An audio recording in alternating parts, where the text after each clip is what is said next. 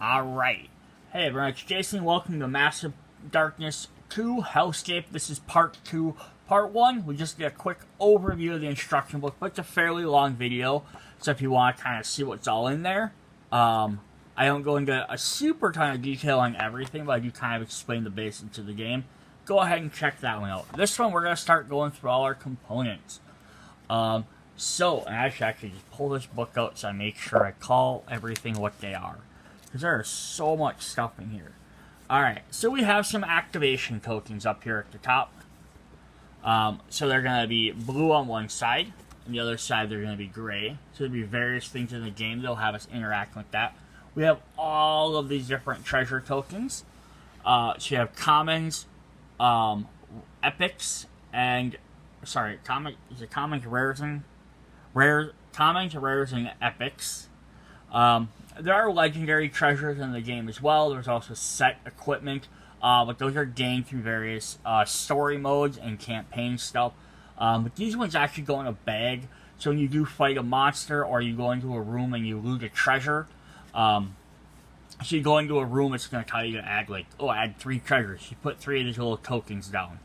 So that way you know you're collecting the treasure.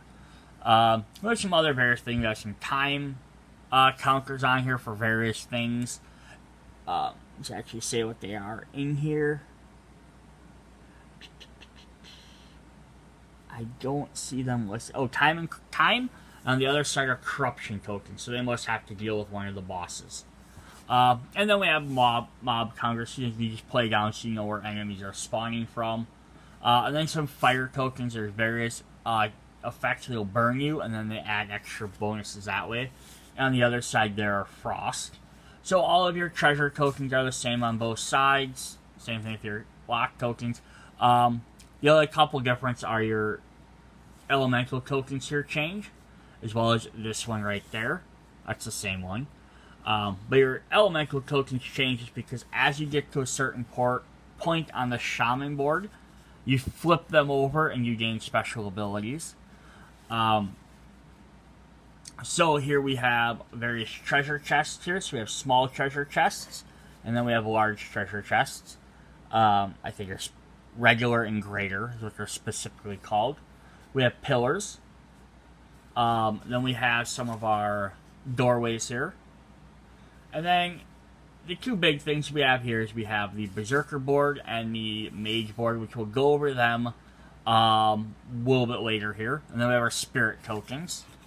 It's on the back of different stuff. So your door tokens will have closing open, so you know if you've been through a door or not. And then your treasures will actually have on the back, so it'll tell you what kind of treasures. So if you loot one of these treasure chests, you might draw 2 commons, you might draw 2 epics, or 2 rares. And then you get your bigger ones, you get epics and rares. So it's kind of like you don't know which one you're going to get until you actually loot it, which makes it a little bit more fun. But it's always either 2 or 3, depending on the size. Then we have some more player boards. So we have the Shaman board here. We have the Paladin board here. We have, fountain tokens that you interact with for various things. We have Lifebringer tokens. These are basically your revive tokens. Then we have some other interaction tokens. And then we have 6 of these, which are your level up spots. They're the same on both sides. But if you interact with the fountains, it'll tell you what to do. Like 1 heals 4, 1 fully heals. Other 2 heal for 3. These Lifebringer tokens, they flip over. Just to show they've been used. And that's basically a revive. So you get like 3 revives per game. Unless you want to play a harder difficulty. Then we have health tokens. We have 1 health, we have some 5s, we have some 10s. The blue things are mana. You should cast your various spells and abilities. And those are all going to be the same on both sides. So you just get a ton of those. And our last sheet, we have 2 different bridges. It's actually kind of cool, they look different. There's a gap here. This is for part of the wizard board here. And it's only different because it comes in 3 parts. It has a big piece, a small piece, and then in between there's a sticker that holds them together. And the only reason this is punched out is because I didn't want to lose that sticker, because it comes separate from everything else. and I didn't want to get in locked, just fly out somewhere, and then now I can't build my board. Concentration tokens for your paladin. We have some bear traps here. We have some summoning portals. We have some forges, some spike traps, and some rogue tokens. So on the back side, all the different portals and stuff. But the bear traps, you'll have some of them have lose actions. Same thing with these spikes. Some will do just whatever. Some will actually do some extra damage. So it's kind of, again, it's a neat where it's not just, oh, you hit this, all of a sudden you take a point of damage. Nope, you might have to flip it over and see what it does. And then the treasure tokens, or for the rogue, I think that's what they're called, will give you various abilities. So you pull these out of their special bag during their turn, and we'll go over how they work. But you're going to gain extra little bonuses for each one, which is really fun. So those are all of our major board gaming components. Then we get a look at some of the other stuff. So we have our darkness tracker, which if it hits level 9, then you flip it over, and then now it just goes 1 to 4 every time.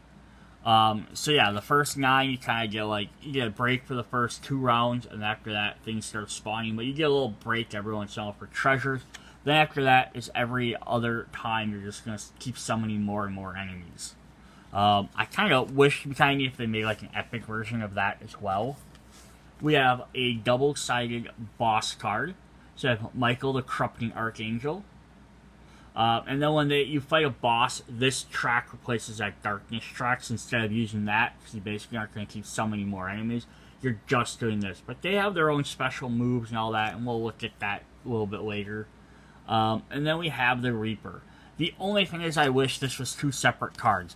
Not just because it would be awesome to have a double boss fight if you're super crazy, but because it would also be, I think, all the other boss monsters in the rest of the game, all the other packs, all have their own thing.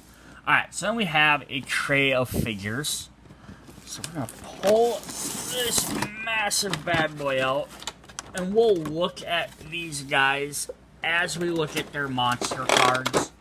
But just want to show you how much it is in this part.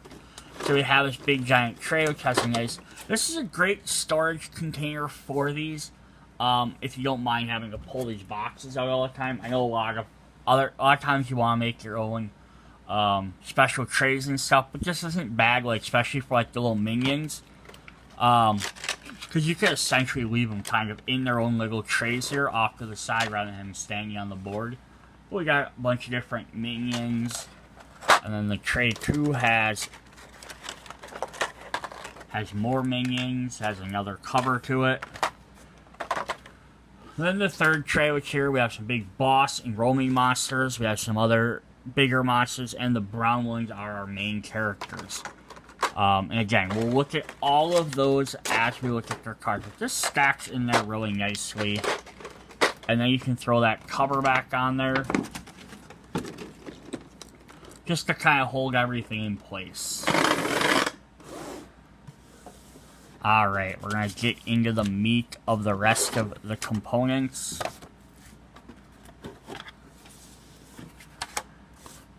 So we're going to get 6 of these component boards. Alright, so these are your boards for all your characters. They stack really nice. In the box, actually stacked in two piles. Now this is going to hold all your various cards. Just going to show on here, so this is where your main character goes.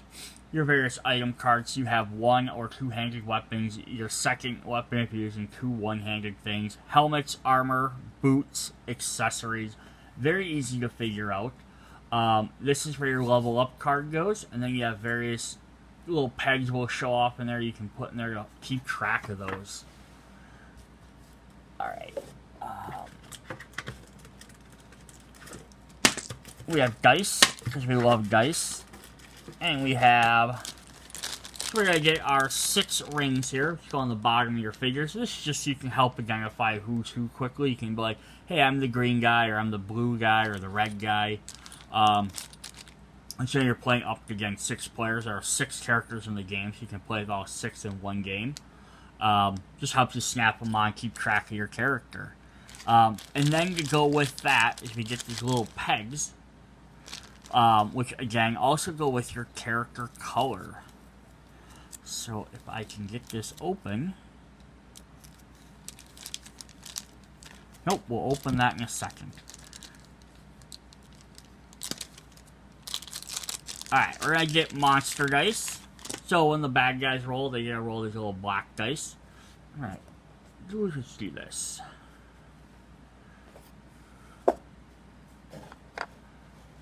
Here's little black dice, so they're gonna have claw marks, which means they do 1 damage. The hand just means it's gonna do a special. They could have doubles, or they have, of course, some blank sides, so they could come up with nothing. Heroes and villains, or monsters, are also gonna roll blue dice for defense.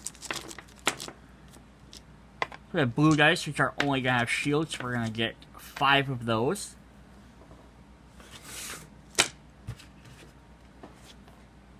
Make sure you have 1 shield or double shields on there. Whoops.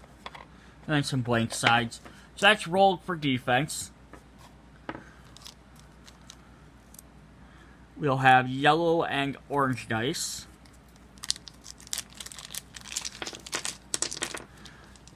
So we have 3 of each.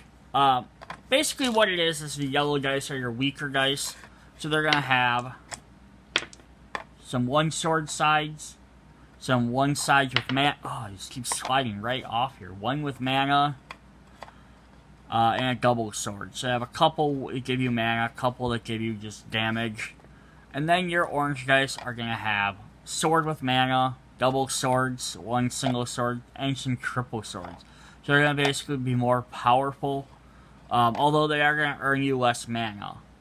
The yellow dice can earn you potentially 2, the orange ones only earn you 1. And then finally we have the purple shadow die. So if you are in a darkness spot on the board, you get to roll 1 of these as well as a free extra die, which can get you an extra hit or 2 hits or 3 hits, which is really good. But you also can do getting 1 or 2 extra mana. Or you can get this special shadow ability, which if you roll that, you gain. You get to use your special shadow ability, which is really fun. And then there are 6 bad guy dice. I didn't show up all 6 of them, but there are 6 of those.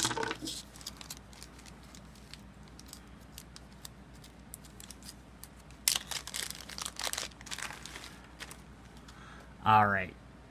We are going to get a couple of different bags here. So we have bag 1, labeled very easily, our treasure bags. This is where you drop all your treasure tokens in there. You don't know what side it is. So if you when you defeat an enemy or you loot a room that has a treasure symbol on it, you reach in there and it'll tell you what rarity treasure. Did you draw a common? Did you draw an epic? Or a rare? You know what to grab. And then we have the road bag, which again, they just make it really easy to figure out. This is where you drop the special road tokens, so you don't know what you got. These are very nice quality bags as well. They're big enough. I can get my hand in there. I've played some things where I've gotten bags and they're like that big, and I'm like, well, at this point I may as well pour it out or buy my own bag or do something. Alright, so earlier I showed we had these little tiny tokens here. So these little things are like kind of little pillars. They're used to keep track of your stats. So if we're playing this light blue character, you're going to pop these all in like this. And then, if we grab...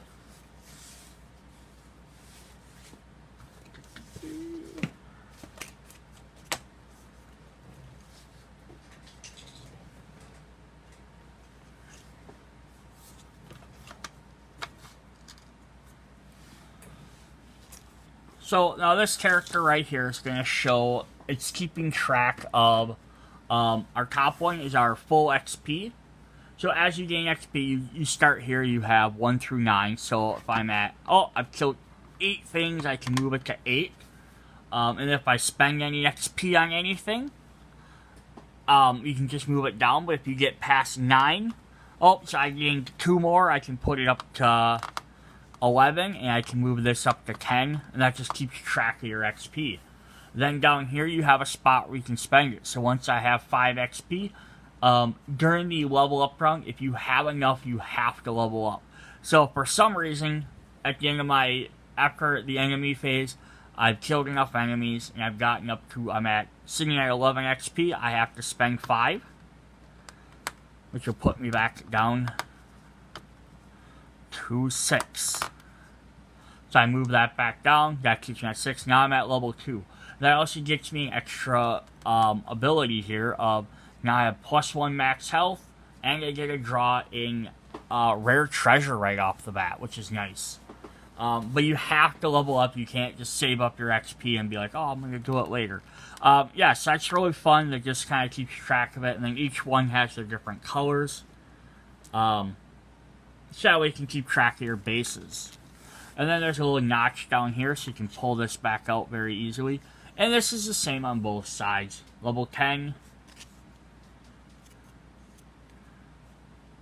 Level 3, at 10 XP, you gain another extra health, plus you have 1 extra mana, and you get to draw a legend, or a rare treasure, epic treasure. Sorry, I keep wanting to say the wrong type.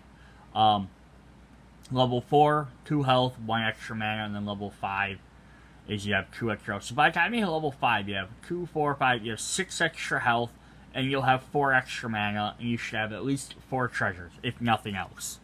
It's very possible, the way this game is played, that you could potentially level all the way up to level 5 without you yourself ever killing anything, because everyone else in your party could be killing things for you.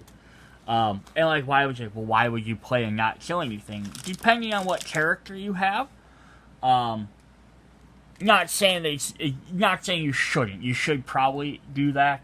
But I could potentially see cases where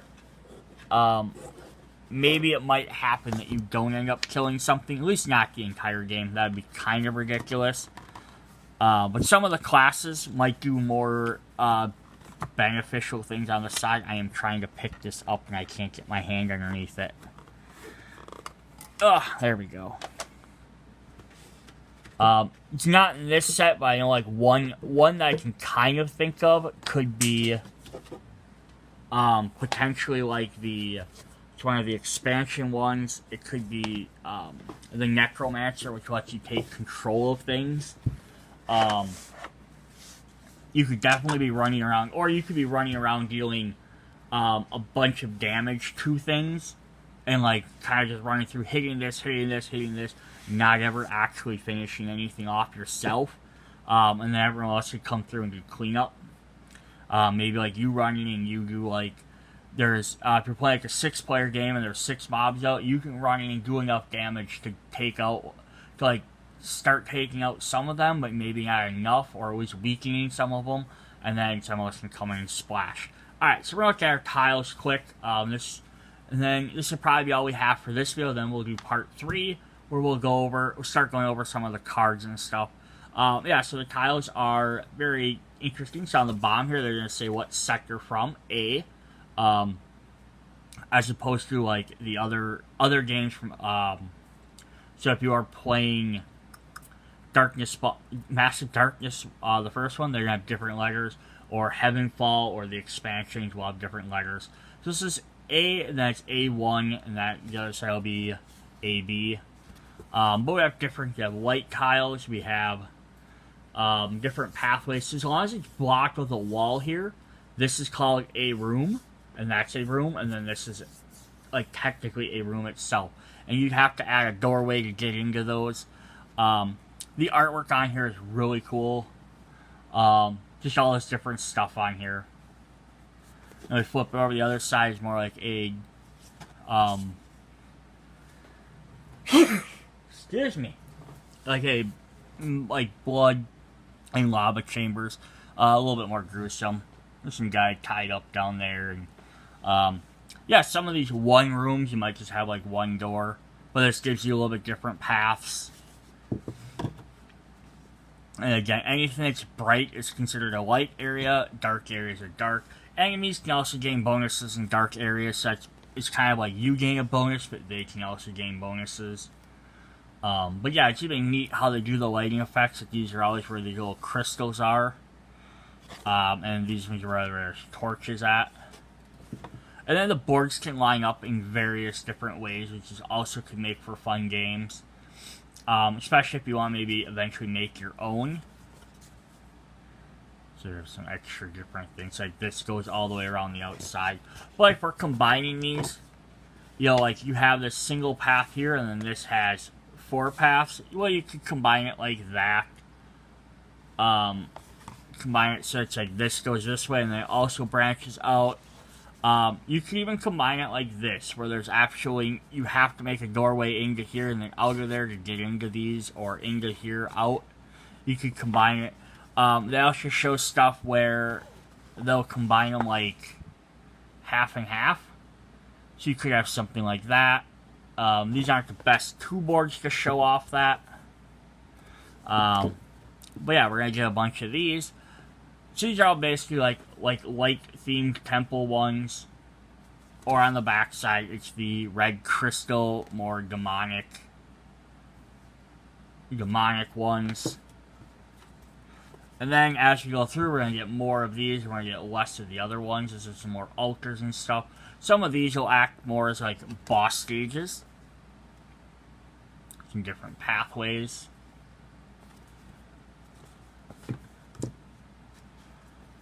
Some more like occult ritual stuff. And then here we got like abyss zones. So like you can't enter these areas on the outsides. You've kind of entered this. This is probably more like a big boss room here because it's all one big room, but you still kind of gotta go around it. You can't walk through the center. We got glowing purple. We got some more red. This is a full room on its own, just these 4 pillars in there. And then this is also another full room of souls. Alright, so those are 8 different boards. That's 16 different sides. I think the most I've seen one board in any various mode or quest is like 6 boards. So, I mean, they use a lot of these. You don't want too many because it does, you know, you might run around too much. Alright, I think that is all we have for components up until we get to all the cards. So, we'll end this video and we'll see you guys in the next video to do all the cards. Bye.